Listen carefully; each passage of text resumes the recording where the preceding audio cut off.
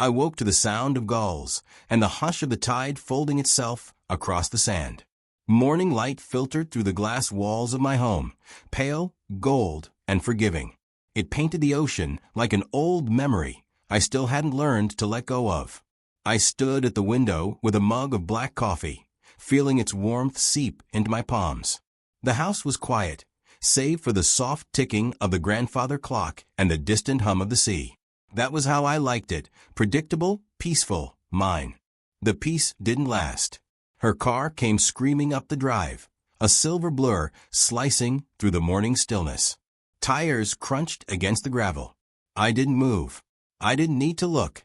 I already knew who it was. Lila had a way of arriving like a storm, loud, dazzling, and destructive in equal measure.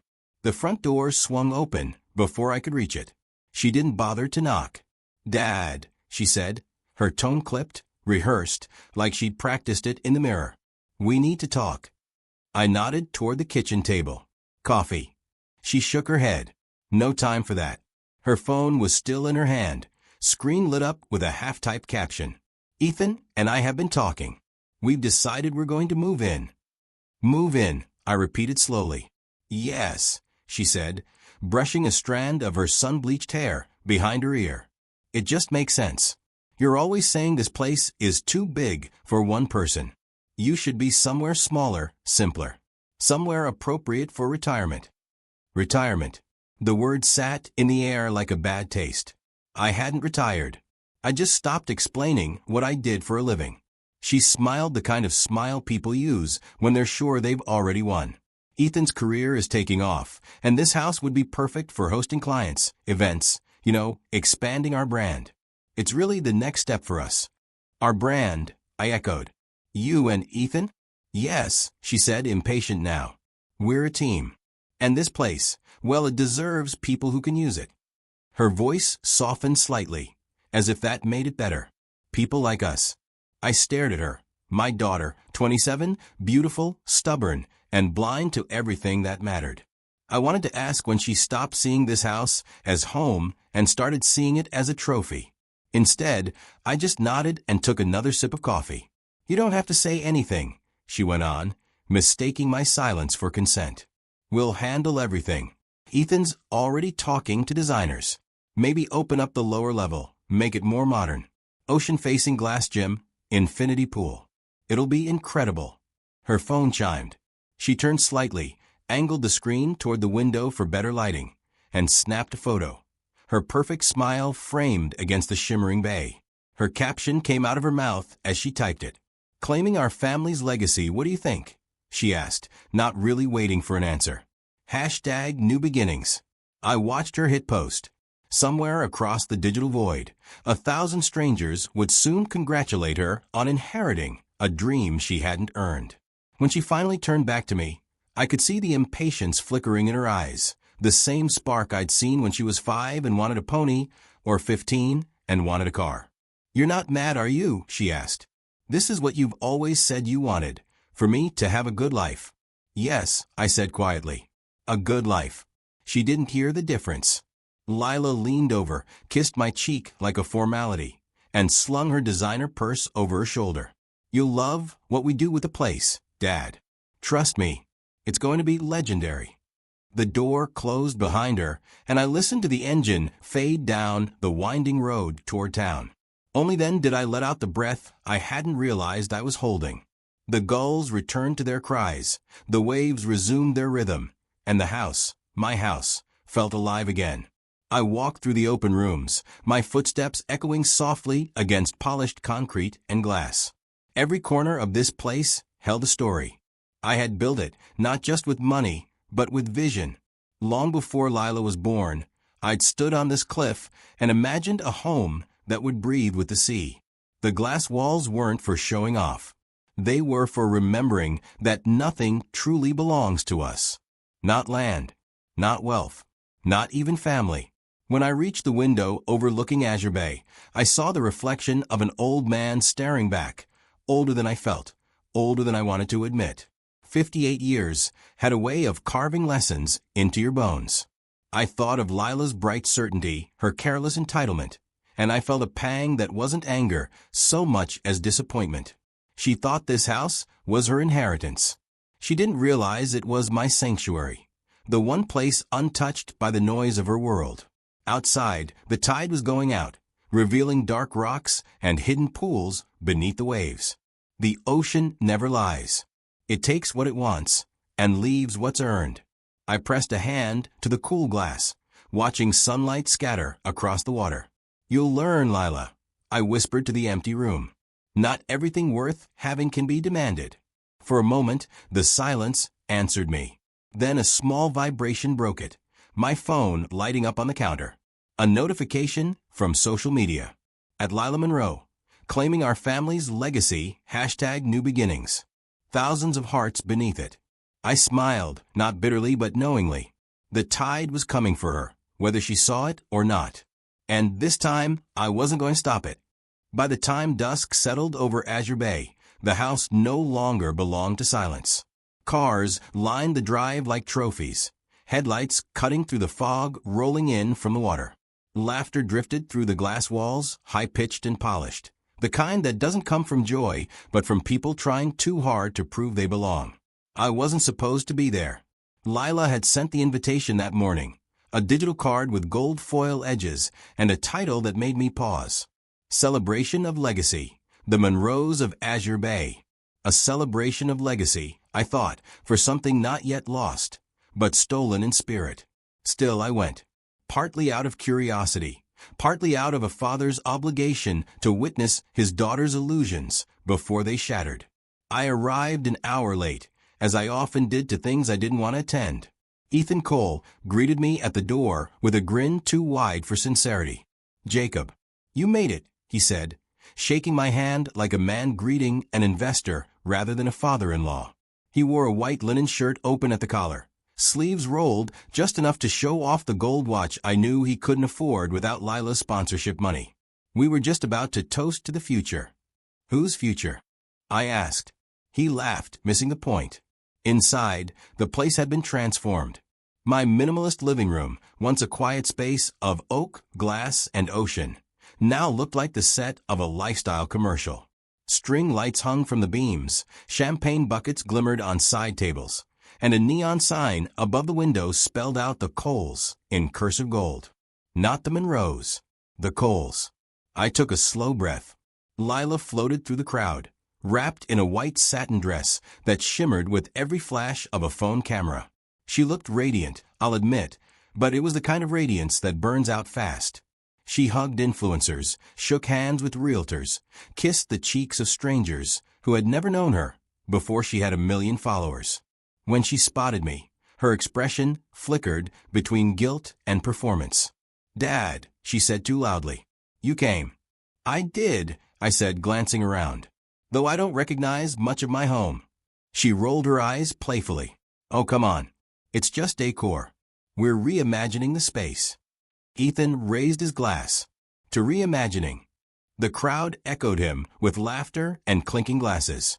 I stood at the edge of it all, watching people toast to something they didn't understand. At dinner, they seated me at the far end of the long oak table, the same table I'd built myself years ago. Lila was at the head, Ethan beside her, and the rest filled in with people who called themselves investors, entrepreneurs, and content partners. I listened as they spoke about expansion plans, brand collaborations, and digital estates, each word feeling more hollow than the last. Ethan stood, tapping his glass. "Everyone," he began, "tonight isn't just about a house, it's about heritage. The Monroe legacy has always been about vision, ambition, and the courage to create something extraordinary.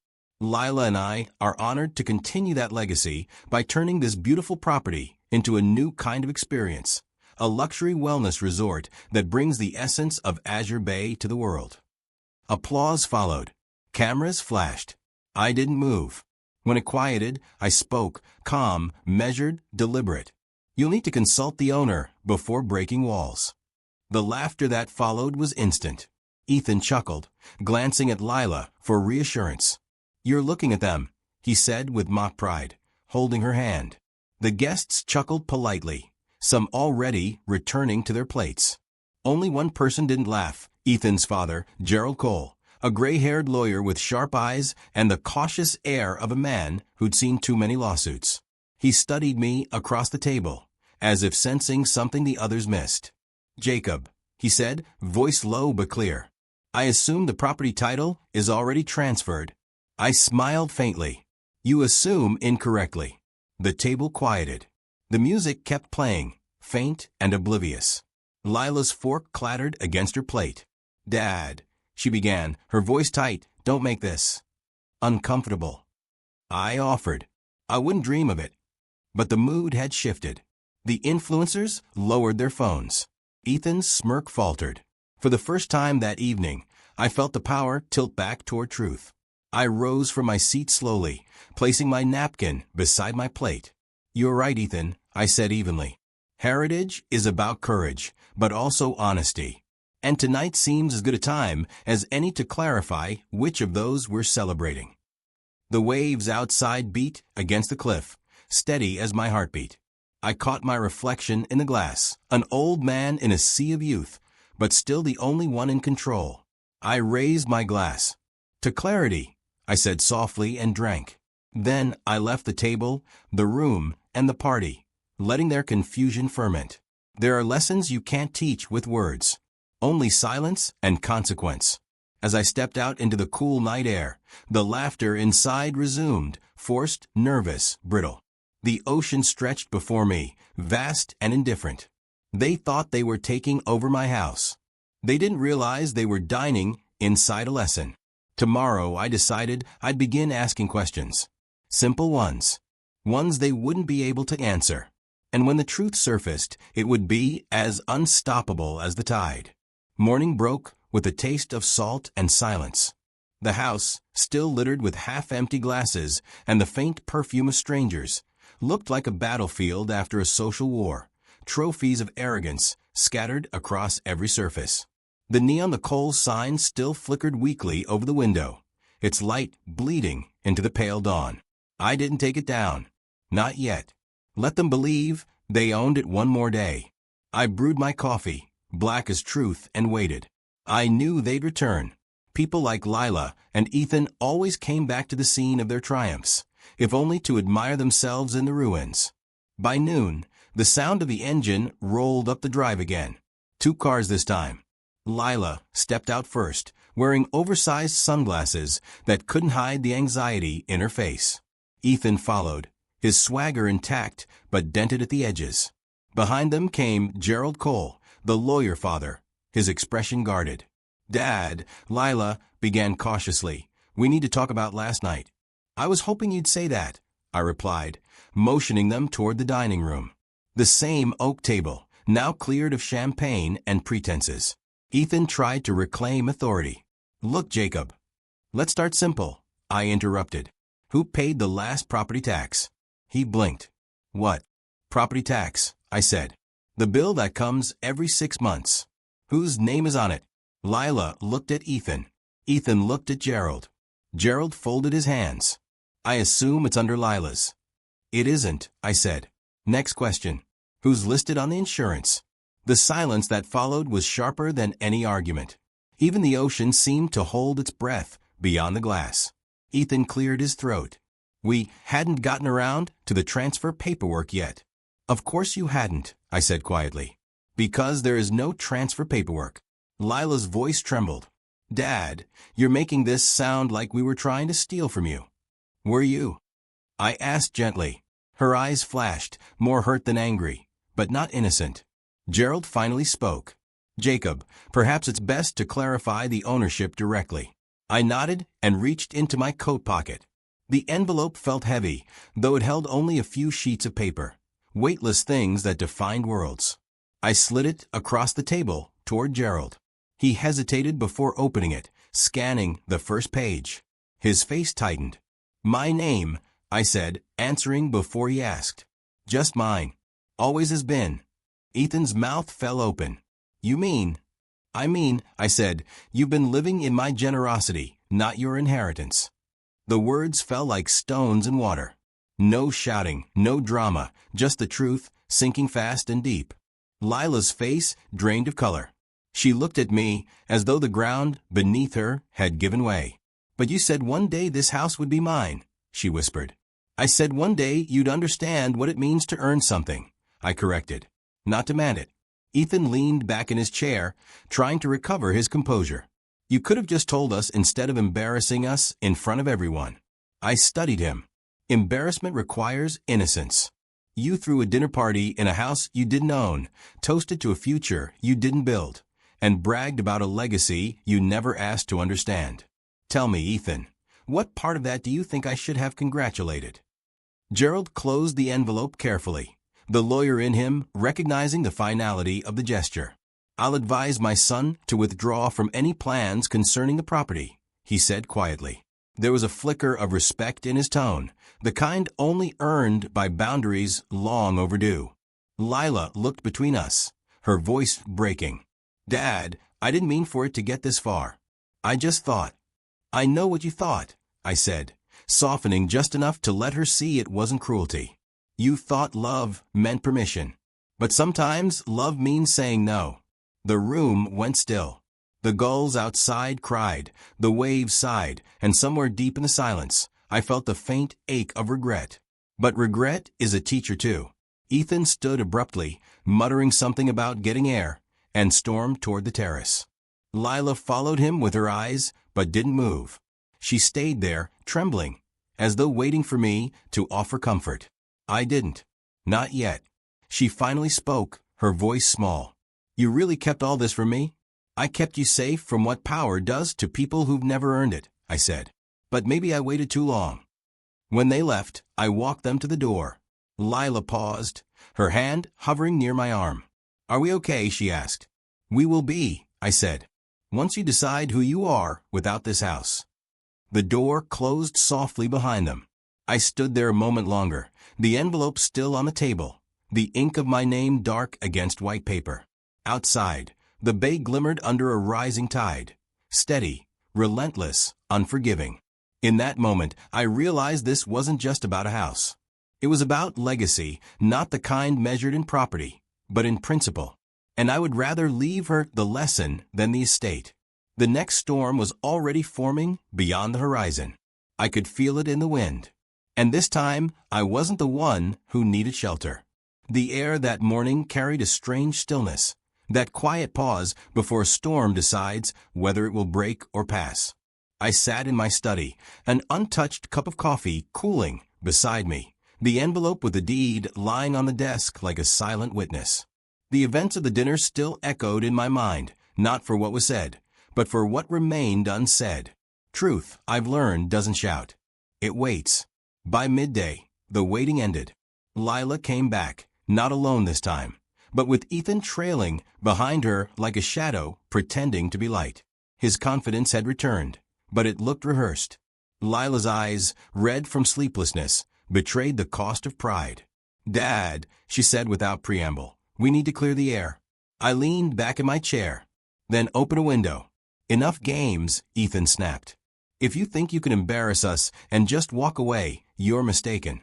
Lila deserves to know what kind of man her father really is." I smiled faintly. "You mean the kind who owns his own house?" Ethan ignored the jab. "We did some research," he said, puffing up his chest. "You've been hiding things. Companies, properties. You've got holdings under shell names, offshore accounts, assets no one knows about. You think you can keep all that quiet forever." Lila looked at him nervously. "Ethan, maybe this isn't." He cut her off. "No, she deserves the truth. Her father's been lying to her for years." I stood, slowly. "And what truth have you discovered, Ethan?" He smirked. "That you're not some handyman who retired early. You're Jacob Monroe, the founder of Blue Horizon Holdings. You built an empire buying and selling coastal real estate, hiding it behind front companies. You're worth hundreds of millions." Lila's head snapped toward me, disbelief and betrayal colliding in her expression. "Is that true?" I walked to the window overlooking Azure Bay, the horizon fractured into glints of silver and blue. "You make it sound like a crime," I said quietly. "Yes, it's true. I founded Blue Horizon. I still own it. But I never lied to you, Lila.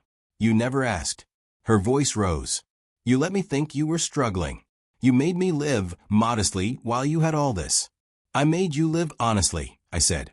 You had everything you needed, but you wanted what you didn't earn. There's a difference. Ethan scoffed. You're unbelievable. You talk about honesty, but you've been hiding behind a fake identity your whole life.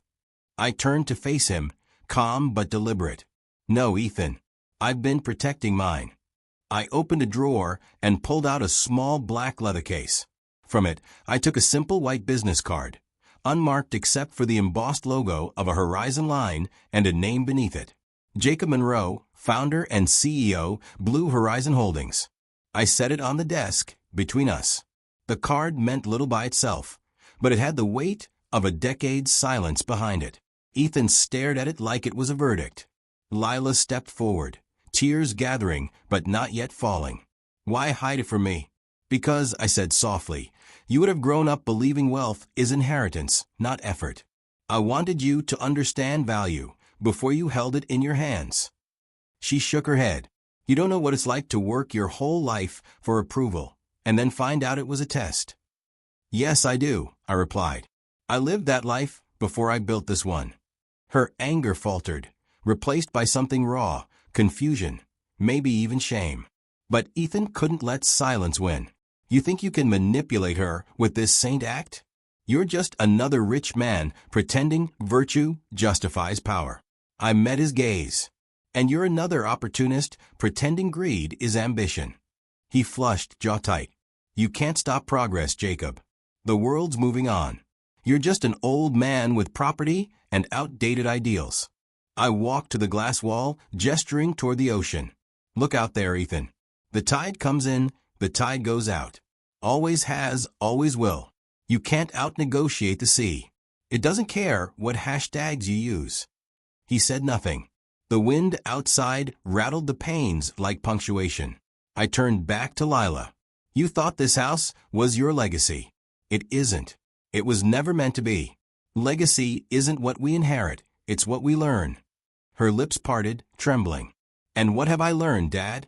That you never trusted me. No, I said softly. That I waited too long to. For a long while, none of us spoke.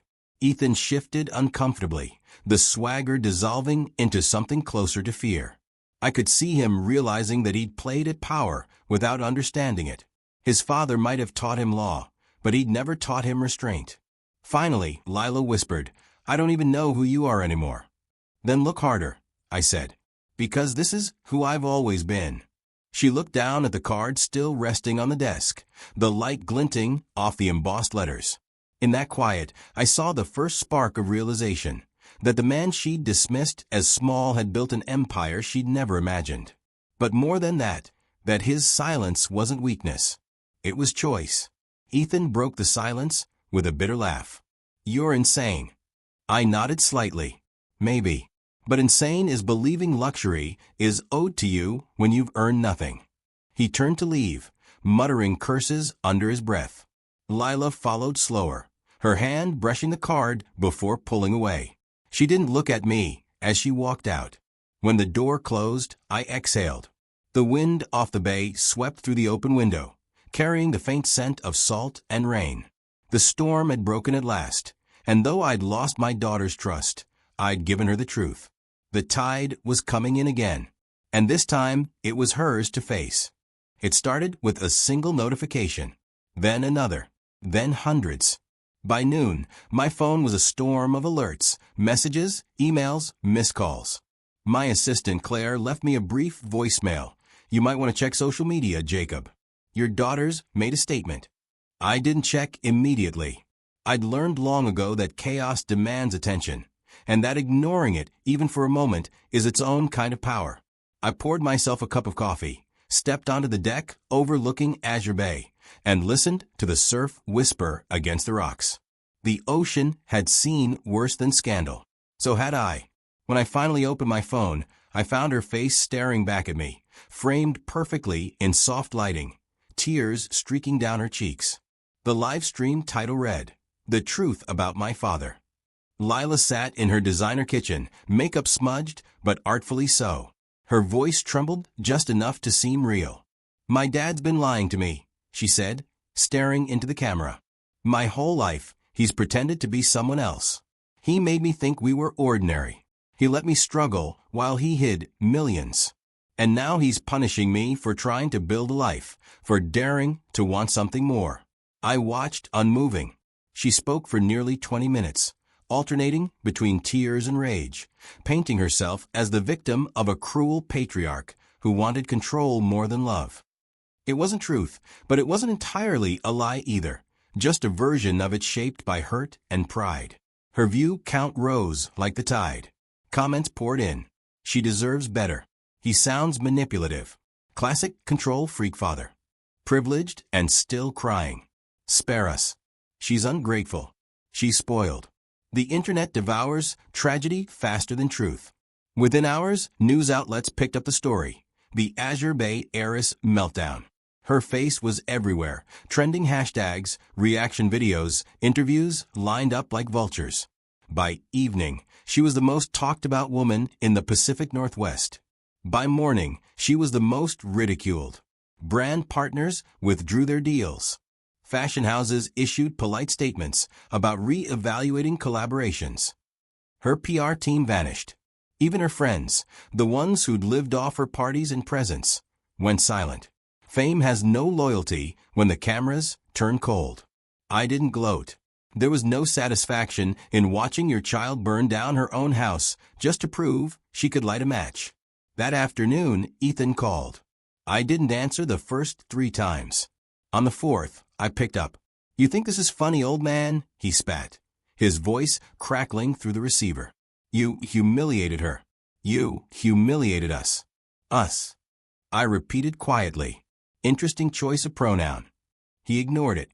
"You've destroyed her reputation. Do you even realize what this looks like? The daughter of some secret millionaire, crying online while her father hides behind money and manipulation. You've turned her into a meme." "I didn't turn her into anything," I said. "She chose the audience. I merely chose silence." "You'll regret this," he said, and hung up. I stared at the dead line for a long time before setting the phone down. Regret. The word lingered, heavy and useless. I didn't want her pain. I wanted her to see past it.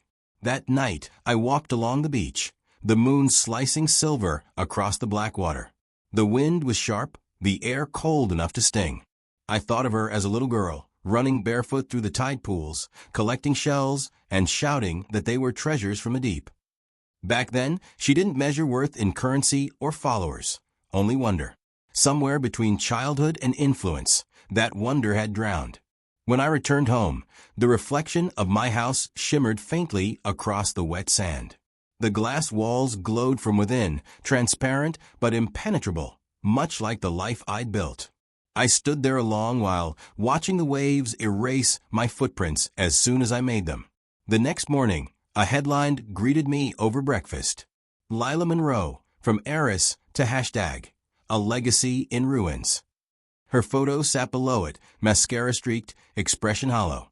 Even through the screen, I could see the truth she'd never admit publicly. She wasn't angry anymore. She was lost. Claire called again later that day. "Should we release a statement?" she asked. "Something to clarify the facts?" "No," I said. "The tide will turn on its own." She hesitated. "You're sure?" "Yes. The truth doesn't need to chase headlines." After she hung up, I sat in my office, staring out at the gray horizon. My phone buzzed once more, a text from an unknown number. I opened it. "You've ruined me. L." For the first time since this began, I closed my eyes. I could still hear her voice as a child, laughing, calling me Dad, with that unfiltered love that once made the world brighter. "You're not ruined," I whispered to the empty room. "You're just unmasked."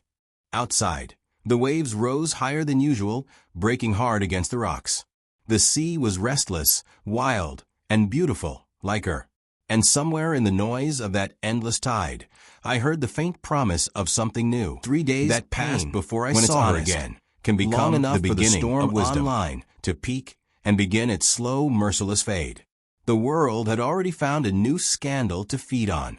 But the wreckage left behind, that doesn't fade as quickly. That morning, the sea was gray and restless, the kind of day when even the gulls flew low. I sat on the porch, coffee in hand, the cold air biting at my knuckles. I wasn't waiting for her, not consciously. But when I heard the tires crunch against the gravel, I knew it was her before I looked.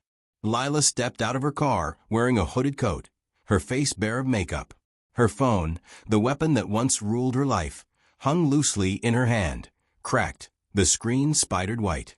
Her eyes were swollen, red-rimmed, but what struck me most was the silence around her. No entourage, no cameras, just my daughter, stripped of the noise she'd once mistaken for meaning. She climbed the porch steps slowly. "Dad," she said, her voice small.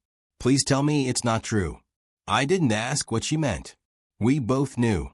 "It is," I said simply. "I sold the house." Her breath caught. "You what?" "I sold it." She shook her head like she hadn't heard me right. "You can't. This place, this is our home." I met her eyes. "It was my home, Lila, not yours." Her mouth opened, then closed again. "To who?" I sipped my coffee, letting the moment breathe. "Silver Point Group." Her face drained of color.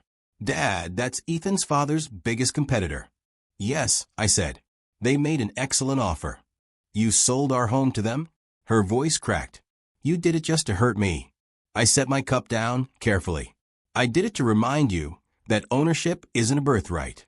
It's responsibility, something neither you nor Ethan seemed to understand." She paced, gripping her broken phone like a lifeline. "Do you realize what you've done? Ethan's family, his father, they're furious. His father says this deal ruined one of their biggest coastal projects. Ethan says," she stopped herself, lowering her eyes. "He says you did it out of spite." I sighed. "Ethan can say whatever makes him feel less small." Her voice rose. "He lost everything because of you." I looked at her for a long moment. "No, Lila. He lost everything because he built his success on taking from others, starting with you." She flinched as if I'd struck her. "I didn't raise my voice. I didn't need to. Truth has its own sharpness." "I never wanted this," she whispered. "I just wanted you to be proud of me." "I am proud," I said softly, "but not of what you've shown the world. I'm proud of the part of you that's still in there somewhere, the one that can learn from this." Her hands trembled. "You sold my life out from under me." "No," I said, standing. "I sold mine before you burned it down." She turned away, staring out toward the bay. The waves were violent now, hurling themselves against the rocks. "So what happens now?" she asked quietly. "You move forward," I said, "without the illusion that this house or my money defines you." Her shoulders shook. "You think I can just start over?" "I know you can," I said. "The question is whether you will." The sound of her phone vibrating broke the moment.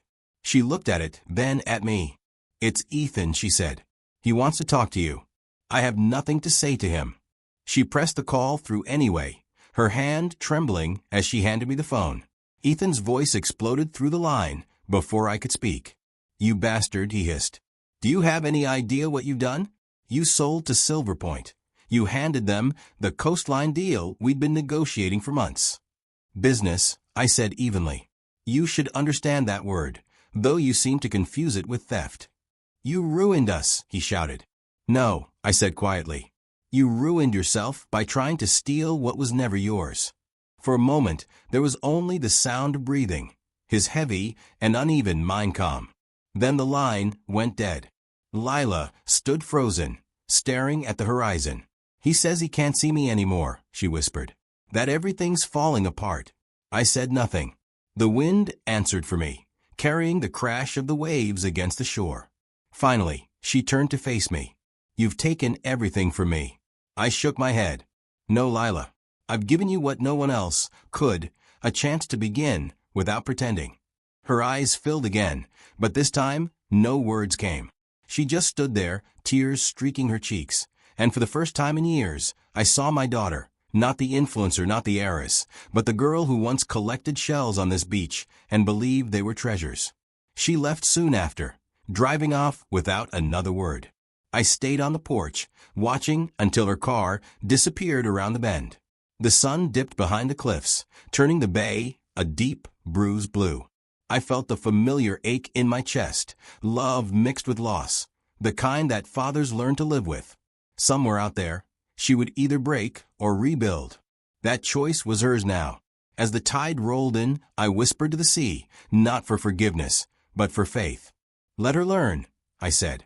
Let her finally learn. I didn't hear from Lila for 5 days. The silence was louder than any argument we'd ever had. Every morning, I half expected her to appear on the porch again, tearful, apologetic, defiant, something. But the driveway stayed empty, and the only company I had was the rhythm of the sea. It was a strange kind of peace, the sort that hurts before it heals. On the 6th morning, I found her standing at the gate, staring at the for sale, under contract, sign still planted in the ground. She looked smaller somehow, as if the world had taken a little too much from her too quickly. When she turned to face me, there was no anger left, only exhaustion. "Can we talk?" she asked. I nodded, leading her inside. The house was bare now. Boxes lined the hallway, the echoes of furniture gone. Every step felt like memory being packed away. "Dad," she said finally, her voice low, "I don't understand why you had to do this. You could have just warned me, given me time." "I gave you time," I said quietly. "I gave you years." She swallowed hard. "I didn't mean for things to get so ugly. The live stream, Ethan, all of it, it just got out of control." "Control," I said. "That's an interesting word for chaos." Her eyes dropped. "He left me, you know." I nodded once. "I know." Her voice broke.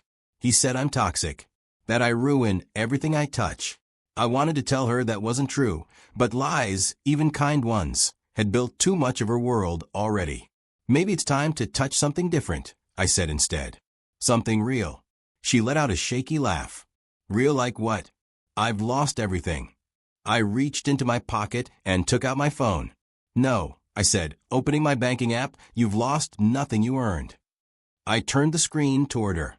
Her name was still there, Lila Monroe, and beside it, her balance. $0. Her lips parted. "You drained my account." "I closed the allowance," I said. "There was never a trust fund, never an inheritance waiting. Just me helping you stand until you learned to walk on your own. You said you wanted independence. Now you have it." She stared at me, disbelief morphing into something deeper, fear. "How am I supposed to live?" "The same way everyone else does," I said. "By working. By creating value, not collecting it." She laughed bitterly. "You think I can just start over from nothing?" "I started from less than that," I said softly. "Difference is, I never thought the world owed me a thing." Her jaw clenched. "You're enjoying this. Watching me fall." "Lila," I said, my voice heavy, "this isn't joy. It's surgery. And sometimes to save something, you have to cut away what's killing it." Before she could answer, her phone buzzed. She glanced down, hesitated, then answered. I could hear Ethan's voice shouting on the other end, loud enough that even the sea seemed to quiet. "You ruined us," he yelled. "My father says the Silver Point deal destroyed our expansion. You and your crazy dad cost us millions." Lila tried to speak, but he didn't stop. "We're done, Lila. You and your family are poison." Then the line went dead.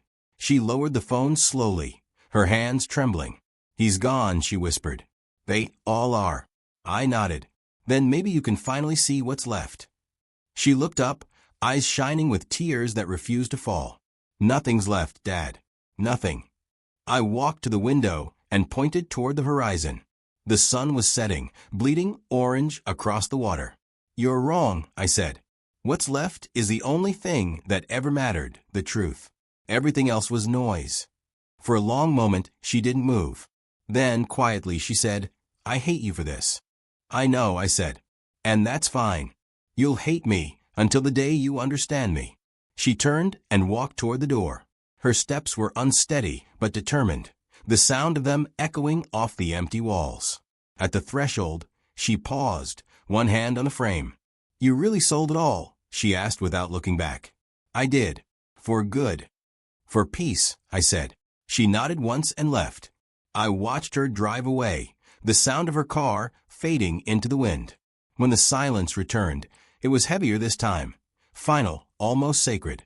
The kind of silence that tells you something's ended, even if it hasn't quite sunken yet. I walked through the empty rooms, my footsteps tracing ghosts. Every photograph, every shelf, every corner whispered reminders of her. The girl who used to dance barefoot in the rain, who painted seashells and believed love meant always saying yes. I stopped in front of a large window, overlooking the bay. The tide was high again, swallowing the rocks. The waves glowed faintly under the moonlight, relentless and eternal. Independence, I murmured to the glass. That's what you wanted. Now you have it. Outside, the ocean roared its approval, or maybe it was warning. Either way, the house was no longer ours. It had become what it was always meant to be, a lesson written in water. The world has a short memory for pain that isn't its own. Within a week, the internet moved on from my daughter's humiliation to the next glittering disaster. Her name, once plastered across every headline, began slipping into the archives of yesterday's outrage. But while the world forgot, Lila could not. I followed her downfall from a distance, not as a spectator, but as a father watching the slow collapse of something he built with love and fear in equal measure. The tabloids called her the Azure Bay heiress, as if she were a myth washed ashore.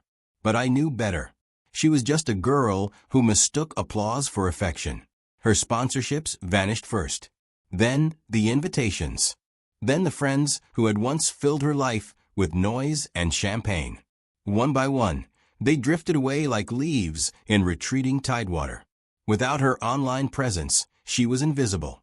And invisibility, to someone raised in the glow of a screen, is a kind of death. I heard through a mutual acquaintance that she'd moved into a small apartment downtown, the kind with paper-thin walls and a single window that looked out onto an alley. She'd taken a few small modeling gigs at local boutiques, though none lasted long. Her reputation, once her greatest currency, was now her debt.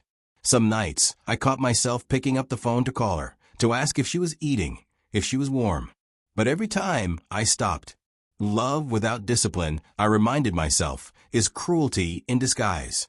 If I rushed to fix what she had broken, she would learn nothing but dependence.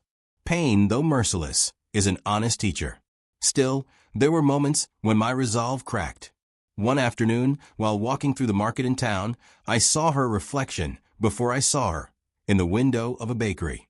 She was across the street, standing in line for coffee, wearing a faded denim jacket and a plain black cap. Her phone was tucked in her back pocket, untouched. Her posture had changed, smaller, cautious. She no longer moved with the careless confidence of someone certain the world was watching. I wanted to cross the street. I wanted to tell her I was proud of her just for standing there, surviving. But I didn't. I stood still until she disappeared into the crowd.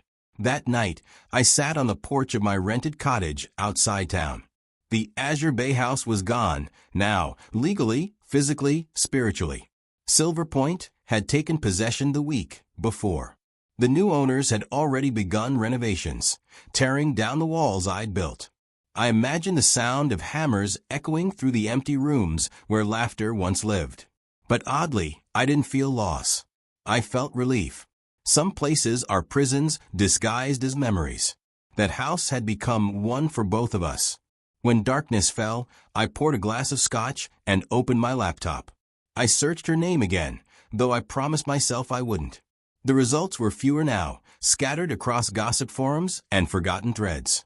But one video, a clip only a minute long, caught my attention. It was Lila, filmed by someone's phone in a small cafe. Her hair was pulled back, her face free of makeup. She was wiping tables, smiling faintly at a customer who said thank you. She didn't know she was being recorded. There was no performance, no filter, no need to impress. Just my daughter working. Honest, simple, alive. The caption beneath the post read, "Fallen influencer, now working at a coffee shop. Maybe she's the realest she's ever been." And for the first time since this began, the comments were kind. She looks happier. Good for her. Respect for rebuilding. We've all been lost. Hope she find her way. I closed the laptop, my throat tightening with something halfway between sorrow and pride. The spiral, it seemed, had found its bottom, and she was beginning, slowly, to climb. Days passed, and I heard whispers of her volunteering at a local shelter, taking night classes in business. She'd stopped posting entirely. No more curated sunsets, no more slogans of self-love sold for clicks. Just a quiet life beginning to take shape out of the wreckage. One evening, I received a letter in the mail addressed in her handwriting. It wasn't much, just a single page, unsigned. The ink had bled in places, as if written through tears. Dad, I understand now what you were trying to show me. I lost everything I thought mattered, and for the first time, I can finally breathe. I'm not angry anymore. I'm grateful. I just didn't know it yet. There was no return address, no number, just the letter, and the faint scent of coffee grounds on the paper. I held it for a long time before tucking it into my coat pocket. That night, I stepped outside and looked up at the stars reflecting in the bay. The ocean was calm again, almost unnaturally, so, a mirror instead of storm. Maybe peace doesn't arrive with joy, I thought. Maybe it arrives when we stop needing the world to watch us heal. Somewhere in that quiet, I whispered her name. Not as a call, but as a prayer. Keep going, Lila, I said to the sea. You're finally learning to swim. 3 weeks passed without a word. I told myself I was content with that silence meant healing, not absence. But every evening, when the sun slipped beneath the horizon, I found myself glancing toward the narrow road that led up to my rented cottage, waiting for headlights that never came. Then one gray afternoon, there was a knock at the door. It wasn't loud, just a soft, uncertain rhythm. 3 taps, a pause, then one more, as if whoever stood there wasn't sure they belonged. I opened it slowly, and there she was, Lila. She looked nothing like the woman who had once stood in front of a camera demanding the world's attention. Her hair was pulled into a loose braid, her nails unpainted, her clothes simple, a faded sweatshirt and worn jeans that hung loosely on her frame. In her hands, she held a paper cup of coffee and a folded piece of paper. Hi, she said, her voice barely more than a whisper. Hi, I answered. We stood there in the doorway for a moment, the wind carrying the scent of salt and rain between us. I noticed the small coffee stain on her sleeve, the slight tremor in her fingers. She looked older, not in years, but in experience, the kind of aging that humbles a soul more than time ever could. May I come in? She asked.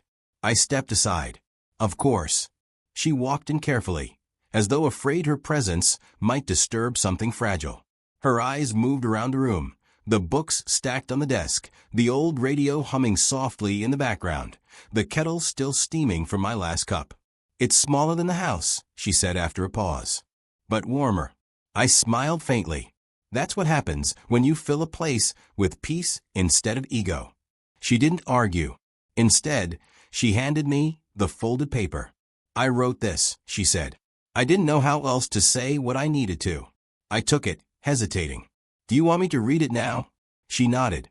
The letter was written in uneven handwriting, the kind that belongs to someone who had rewritten and erased too many times before deciding to leave it imperfect. It read, Dad, I thought I understood life. I thought success was about visibility and love was about approval. But when everything went quiet, I realized I'd never actually known either. I blamed you for not giving me what I wanted, when all along you were giving me what I needed, the truth. You didn't punish me. You taught me. You let me fall so I could finally stand without help. I've been working at a cafe in town. It's not glamorous, but it's mine. I earn what I have. I listen to people instead of reading comments. And for the first time in my life, I sleep without checking who's watching me. Thank you for loving me enough to let me fail. I understand now. I'm sorry. Lila. When I finished reading, I couldn't speak. The words blurred for a moment as my eyes welled, not with sadness, but with a quiet ache of something long overdue. I looked up, and she was watching me closely, her expression fragile but hopeful. Do you forgive me? She asked. I set the letter down gently.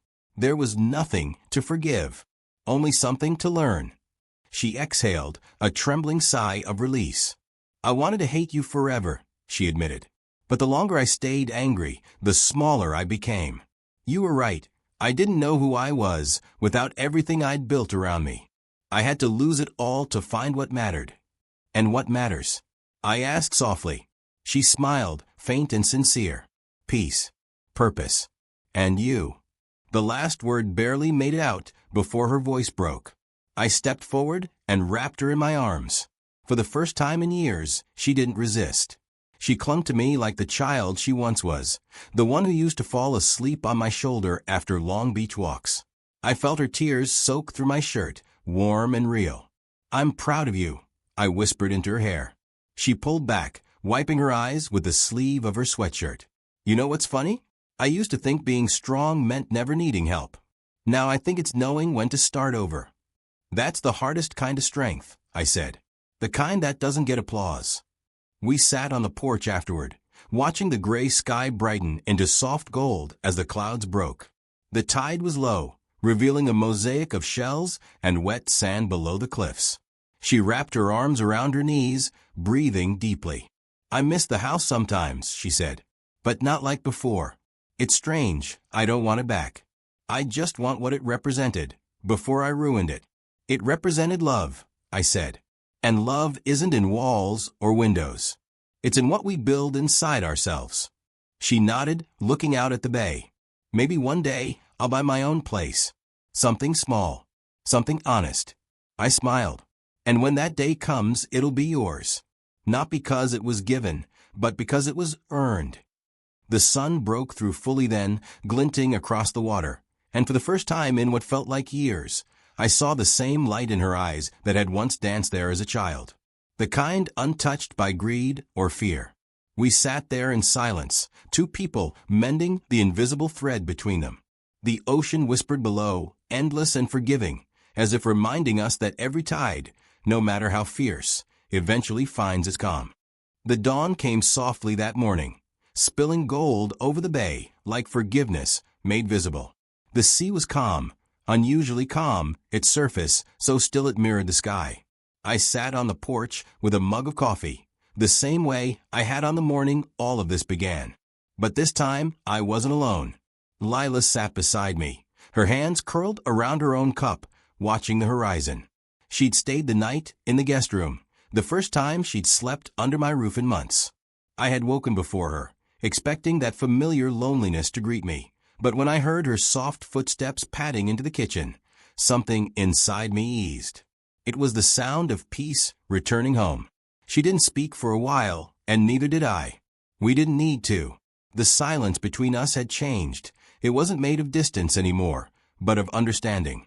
When the sun finally broke free from the clouds, painting the water in streaks of orange and rose, she said quietly, I used to think the sunrise was proof of control.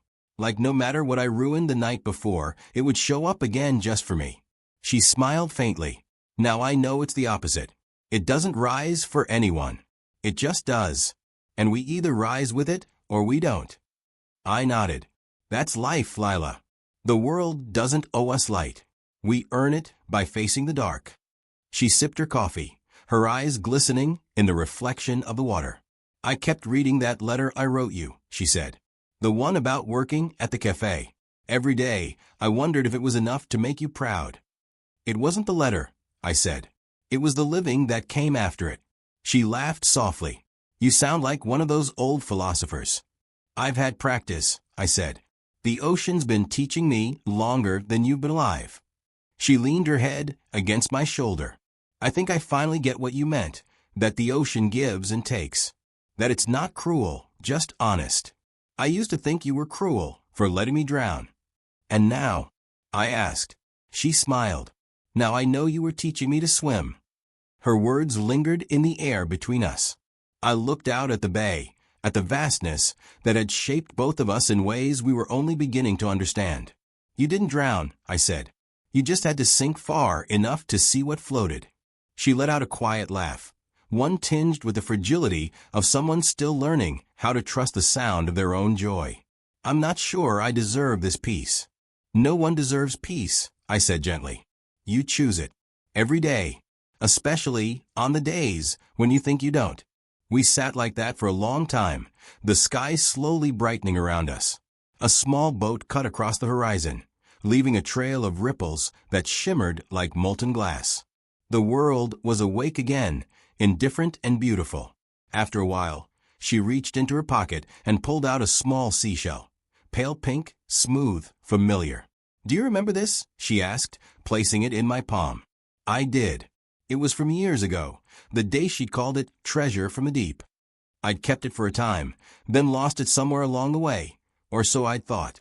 "I found it while cleaning out one of the old boxes from a house," she said. "Figure it belonged here more than anywhere else." I held it up to the light, and for a moment I was back in that memory, a little girl laughing in the surf, holding up her find with pride, shouting that it was proof the ocean loved her. That same laughter, I realized, had never really vanished. It had just been buried under the noise of wanting too much, too soon. "Thank you," I said softly. She smiled. "You kept every lesson quiet, didn't you? Only the important ones." She looked out at the sea again, her face calm, her eyes no longer filled with the hunger of ambition, but the steadiness of someone who had survived her own chaos. "I think I'll stay in town for a while," she said. "Keep working at the cafe. I like it there. People are real." "I'm glad," I said. "The world needs more of that. And maybe," she added, hesitating just slightly, "I'll start saving. For a place of my own." I turned to her, smiling. "This time, you'll earn your home." She met my gaze and nodded, the sunrise glinting in her eyes. "I will." For a moment, we just sat there, father and daughter, not as rivals, not as teacher and student, but as two people who had finally learned how to love without conditions. The first gulls began their morning flight over the bay, their wings catching the light like pieces of silver. I felt the warmth of the sun touch my hands and thought of every mistake, every harsh word, every silence that had led us here. None of it felt wasted anymore. Lila reached over and took my hand. "This time," she said softly, "I'm not claiming anything. I'm just grateful to be home." I squeezed her hand. "This time," I said, "you've earned it." And as the sun rose higher, flooding the sky with gold, I realized that for the first time in years, there was nothing left to fix, nothing left to hide. Just the steady rhythm of the waves, the sound of breathing beside me, and the quiet truth that everything we'd lost had finally taught us how to begin again.